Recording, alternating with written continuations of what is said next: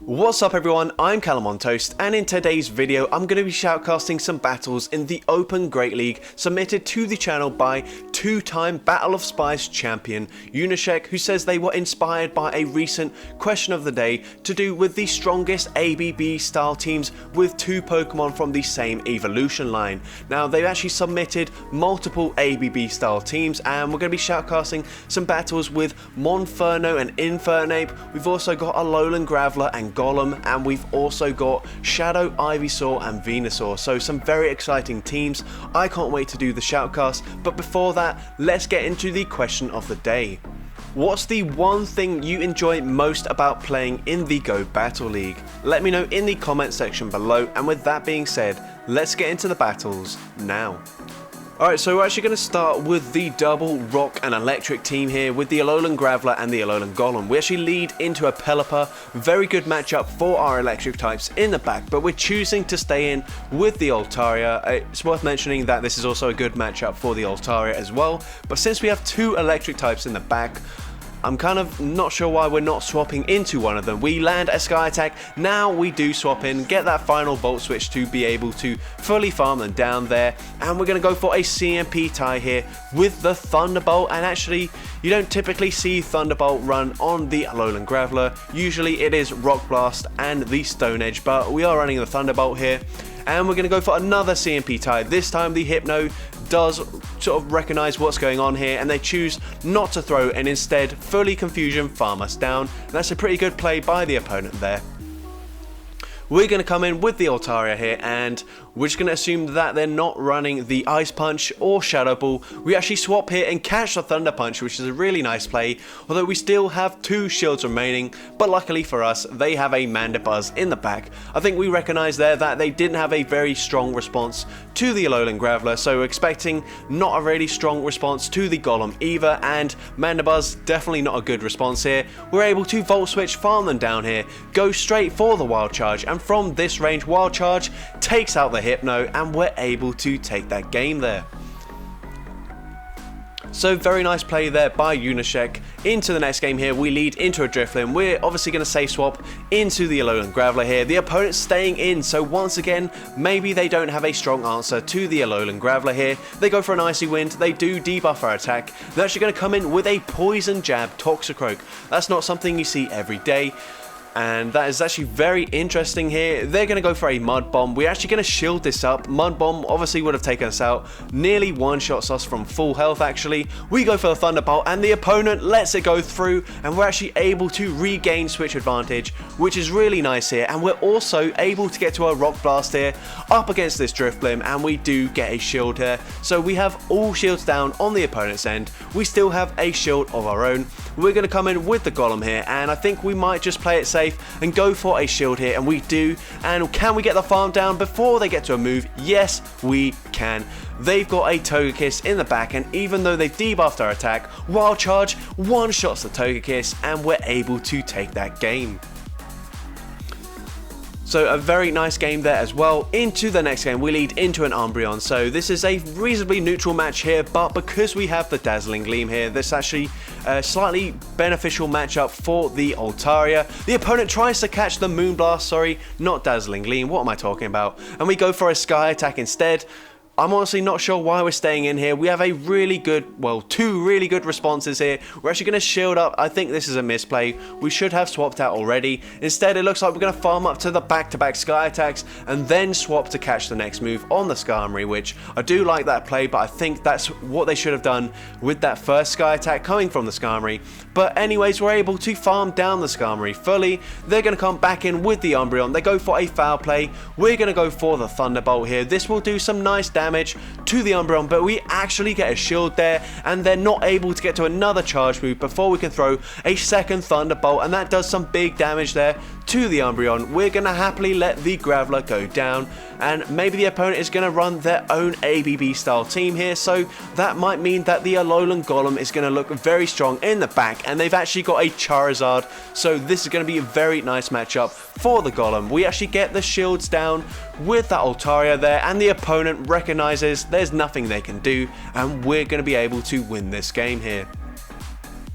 So GG's to that opponent there. Into the next game, we're going to be leading into a Venusaur. Very nice lead, that's where we want to see it. They swap into a Lantern here, and this is a bit tricky here because Surfs are going to be doing big, super effective damage, although we do resist the Sparks here, so that is quite nice, and it does mean they're not going to be able to farm us down. They will have to land another charge move to take us out, so we're actually going to shield here, and maybe we're going to commit to the Volt Switch down, although they still got a ton of health, so no, we're just going to go straight for the Rock Blast. No messing around here, and Rock Blast does go unshielded, which is really nice here. They're going to get a nice farm down here, but the energy's not going to go too far up against this Altaria. Sludge Bomb going to do about 35% damage to the Altaria here. We can tank it comfortably, and these Vine Whips do absolutely nothing.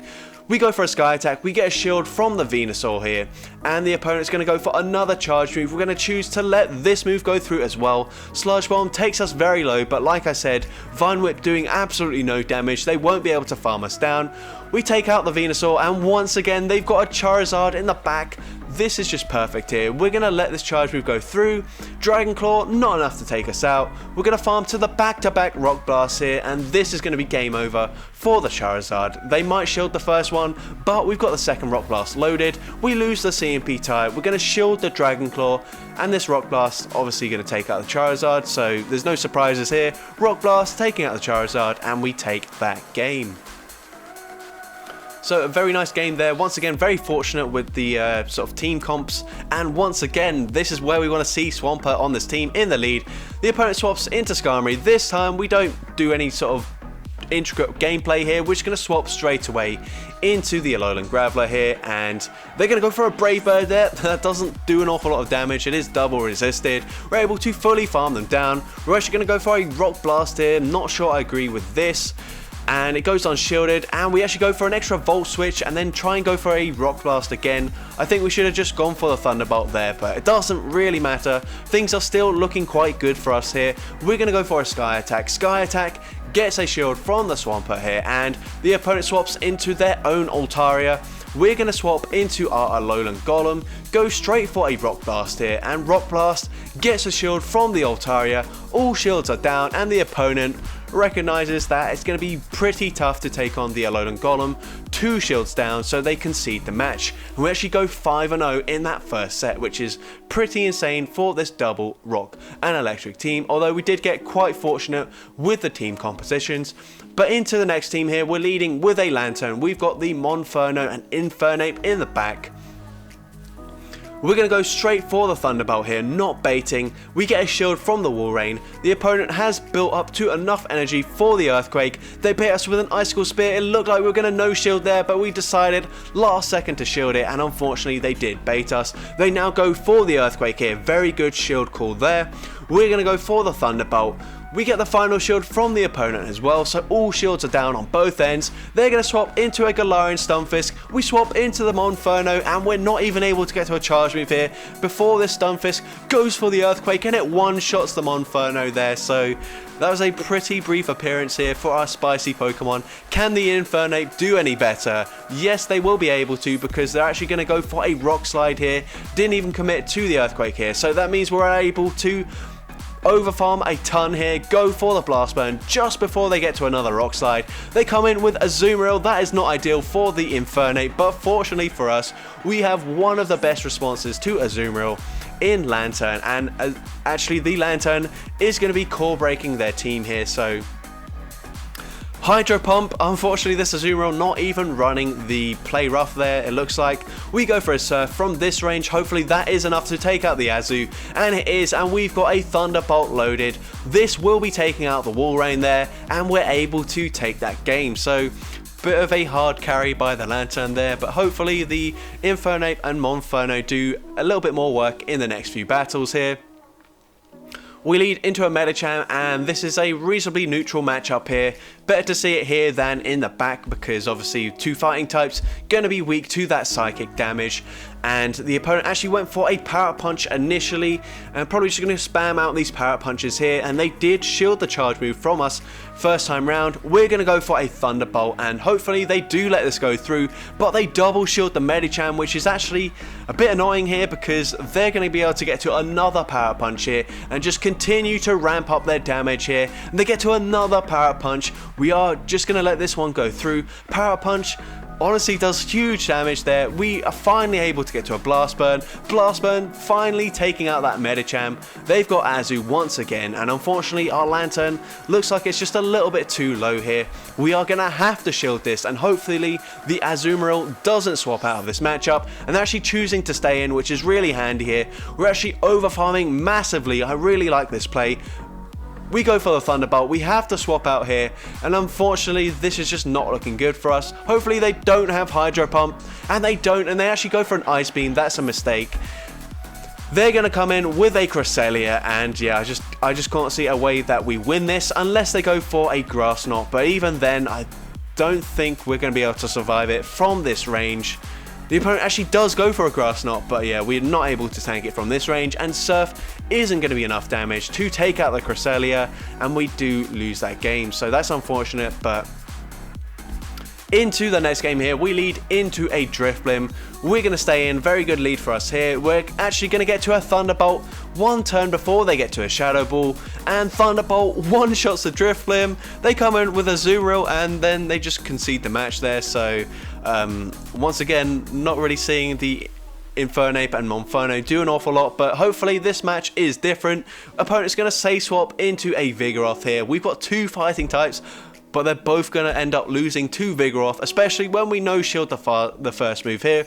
But honestly, I think playing out the zero shield scenario is probably the best thing that we can do here, because we do lose all other even shield scenarios up against a Vigoroth, so that's not ideal for fighting types. But yeah, these two fighting types just aren't the best really. The opponent gets to a second Body Slam up against this Lantern. They've taken us into the red health already. We're finally going to throw a Surf here just before their next charge move, but we do have the back-to-back Surfs here. Do they want to use both shields? No, and we're able to swap and snipe them with the Monferno there, and they come in with a Skarmory. They're doing super effective damage with the air slashes, but we're doing massive super effective damage with our Embers here. We shield up the charge move here. They come back in with the Alolan Ninetales. We overfarm, very nice there. Go for the Flamethrower. Flamethrower takes out the Ninetales. We're going to be able to get to another Flamethrower here, and looking at the Skarmory's health, we could have easily just gone for the low sweep here, but Flamethrower easily enough to take out the Skarmory, and finally Monferno actually does something of use there, and we take that game. Into the next game here, we lead into an Obstagoon. We're going to swap into the Monferno, and once again, the opponent's got an Azumarill, and that's like one of the worst things we can see with a fire and fighting type here. And unfortunately, we're not even able to get to a second Flamethrower here, which is not great. Honestly, Flamethrower is not going to do too much more damage than that low sweep, so it might not matter. And actually, we're going to give ourselves more farm for this Lantern, so it might not be the worst thing in the world. We're going to let the second Play Rough go through here. This will take us deep into yellow, now into the red, but we're able to get a massive farm down here. We have 100 energy loaded, so that is quite nice. We're going straight for the Thunderbolt. We're going to swap and catch the Night Slash on the Infernape here. Night Slash is of course resisted. They've got a Noctowl though, and they've got 2 shields remaining, which is not ideal. We're going to go for the Blast Burn here. Hopefully we can get to another charge move here, but we're not going to be able to. And even though Lantern is a great Noctowl counter, at such low health, it just doesn't look like we're going to be able to win this game. And we are going to shield up the first Sky Attack. They've no doubt got 2 Sky Attacks loaded. They're probably going to get to a 3rd Sky Attack before we get to a Thunderbolt here. And actually we do overfarm as much as possible, but we lose the CMP tie there. So that was nice play by this trainer, but unfortunately we're not going to be able to take that game there. But we do go 3-2 in this set though, so that is somewhat nice. Into the next set here, we're going to be leading Pelipper into a Shadow Star Raptor. This is where we want to see it. We throw on 6 wing attacks there, so we let a full gust go through, which is really not ideal because we do not want our backline to see this Star Raptor whatsoever. And unfortunately they double shield as well, so they get the full farm down here. We're going to come in with the Shadow Ivysaur here, and we're choosing not to shield here, maybe calling a close combat. Brave Bird absolutely nukes us, and the Shadow Star Raptor has completely blitz through our team here. They're going to come in with a Wigglytuff. We're going straight for the Sludge Bomb. Hopefully this takes them out there. But it's not quite able to, and they get a few more charms through, which is really not good. They come in with a Licky Tongue here, and Shadow Frenzy Plant does massive damage, but it's nowhere near enough to take out the Licky Tongue, so we do end up losing the first game with this double Shadow Ivysaur and Venusaur team. Into the next game here, we lead into an Azumarill. We've got two better responses in the back, so I would like to see us swap into the Ivysaur or the Venusaur.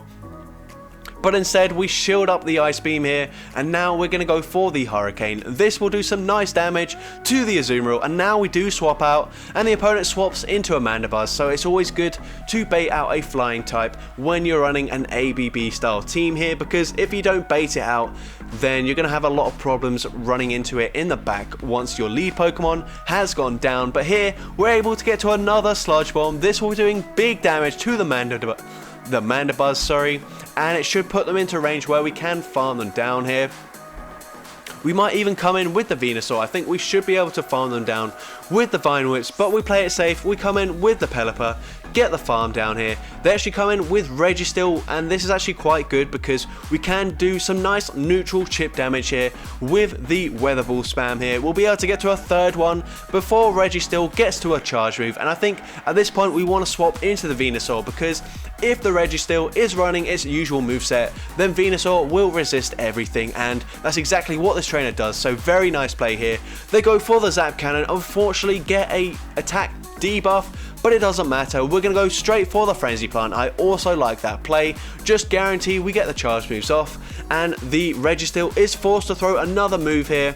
And we're going to come in with the Pelipper. Can we get the farm down? Yes, we can. And now we've got a ton of energy loaded. It looks like that's a CMP tie with the Azumarill, but the Azumarill is so low here, we're easily going to be able to outpace them to the next Weather Ball. And from this range, Weather Ball will easily be enough to take out the Azumarill, and we're able to take that game.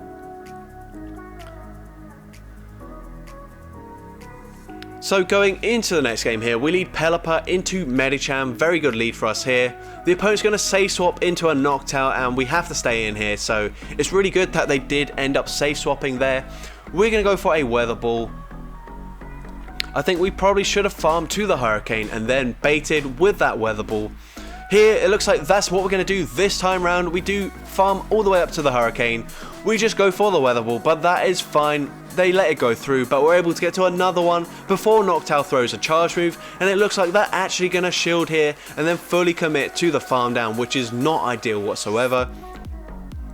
Neither Pokemon want to tank a Sky Attack here. We're going to come in with the Venusaur. Unfortunately, they've already got the back-to-back Sky Attacks, so we are going to double shield the Venusaur here. And that is going to be quite dangerous because Medicham, of course, can run Psychic, and that would be one-shotting the Shadow Venusaur. They actually come in with a Galarian Stunfisk. We go straight for a Frenzy Plant here on the CMP tie with the Rock Slide, but they didn't throw, so now we're able to get to another Frenzy Plant here, and this is going to be the CMP tie with the Earthquake, which is the best case scenario here. We're going to come in with the Ivysaur. Hopefully this Medicham isn't running Psychic, and actually it looks like they might not be here, and they are just running Ice Punch, so maybe it's Power Punch and Ice Punch. We overfarm perfectly, throw on the CMP tie with the Medicham, Power Whip, enough to take out the Medicham, and we're able to get to another Power Whip, and this will be enough to take out the Galarian Stunfisk. And we're able to take that game. So it looked very tricky once that Noctowl did farm down the Pelipper, but we're still able to come back and take that game. Into this game here, we led into a Buzzwole, very good lead, but Drapion is a bit of a core breaker here. And they go for a Crunch, we overfarm, and we're not able to get the Power Whip off before they throw their charge move. They go for an Aqua Tail, that's going to do less damage, it is resisted, but from this range, it would be taking out the Ivysaur here. Are we going to use both shields? No, we're not, and even though the Drapion is on like 1 HP remaining, unfortunately, we're not able to maintain switch advantage, and the opponent does also have a shield advantage, which is really not ideal. They come in with the Buzzwole here. We go for a Frenzy Plant, and that actually gets a shield from the Buzzwole. We're going to swap into Pelipper. Luckily for us, they have a Shadow Nidoqueen in the back, so Pelipper, a bit of a core breaker to their team. We're able to get to another Weather Ball here before the Nidoqueen can throw their charge move. It's actually a CMP tie with the Poison Fang. We're going to let it go through here. Can we farm them down? No, it's a simultaneous KO, and this is not looking good for the Venusaur. I think we should let the first move go through. They go for a lunge here, and yeah, unfortunately, I don't think we're going to be able to get to... well, we actually choose just to go for a Frenzy Plant here instead of the Sludge Bomb, and the Buzzwole does get to a charge move. Superpower takes out the Venusaur, and we do lose that game, so that was unfortunate, but that's just how it goes sometimes. Unfortunately, just no response to the Drapion save swap. Into the next game, we lead into a Galarian Stunfisk. We're going to swap into the Ivysaur. We're met with a Trevenant. We get a shield from the Trevenant, which is nice. And at this point, I think we're pretty happy with this scenario. And if they bait us here, then that's really good. And they do go for a Seed Bomb bait. And it looks like they're going to go straight for another Seed Bomb here. And that's not going to be enough to take out the Ivysaur. So we can get to a second Sludge Bomb here. And the Sludge Bomb gets the second and final shield from this Trevenant, and that is great, but they did get a nice Shadow Claw farm down, so we're going to come back in with the Pelipper here, but we're actually going to call another Seed Bomb bait, and it is another Seed Bomb, which is ideal. We're going for the Weather Ball, just making sure we get rid of the Trevenant. We take them out here. They come back in with their Galarian Stunfisk. We're now going to use our first shield on this Rock Slide. They swap into an Azumarill and catch the Weather Ball. Really nice play by the opponent here. We're going to swap into the Shadow Venusaur, and I think the play here is to just massively overfarm, and we're going to shield up the charge move here. It is an Ice Beam. We can pretty much farm to 100 energy, which is what this trainer is going to do. Go for a Frenzy Plant. That's going to take out the Azumarill. We have a ton of energy. Going to go for another Frenzy Plant, and this will put them extremely low here. And we are able to get to one more Frenzy Plant before the Stunfisk can get to an Earthquake and take out the Venusaur, and we're able to take that game. And that's the final game here, another 3-2 set, so very nice there. So that's going to be it for today's video. If you did enjoy it, make sure you leave a like, leave a comment letting me know, and as well, don't forget to respond to the question of the day if you haven't done so already. And if you want to see more content like this in the future, make sure you hit that subscribe button and turn on post notifications. That way you'll be notified whenever I upload a new video. And if you want a chance for your battles to be shoutcasted on this channel, then make sure you take part in the next Battle of Spice competition. I'll be running it during the first Go Battle weekend of the season, January the 14th and January the 15th. I will be releasing more details much closer to the time of the competition, so make sure you stay tuned for that. But with that being said, let's get into the shoutouts from my previous video.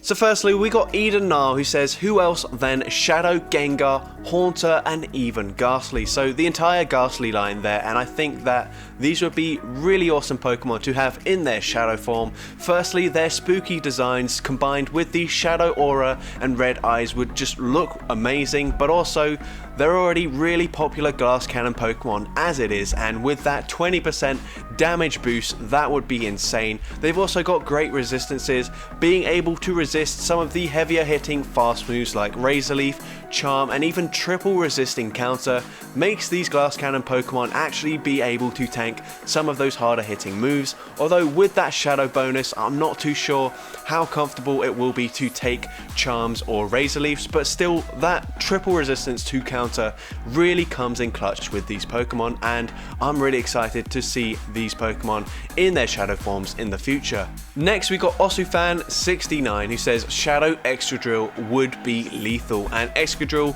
one of the best non-legendary Pokemon in the Open Master League, and as the Shadow form, you're going to be one-shotting Pokemon like Dialga and just doing insane damage, so I'm sure a lot of people would be excited for Shadow Excadrill. And finally, we got Joseph Anchors and Sanjitaban Patel, who both happen to mention Shadow Lucario at the same time, and I think with that Shadow bonus, with that power punch and counter spam, This could be a deadly combination, and Lucario has a really great secondary typing in that steel typing. Having resistances to so many different types in the game really helps it out, so actually the fact that it's a very glassy Pokemon is kind of offset by that secondary typing, and with the shadow bonus it's just going to be ramping up and dealing ridiculous amounts of damage. So with that being said, thank you all so much for watching today's video, and I hope you have a great rest of your day.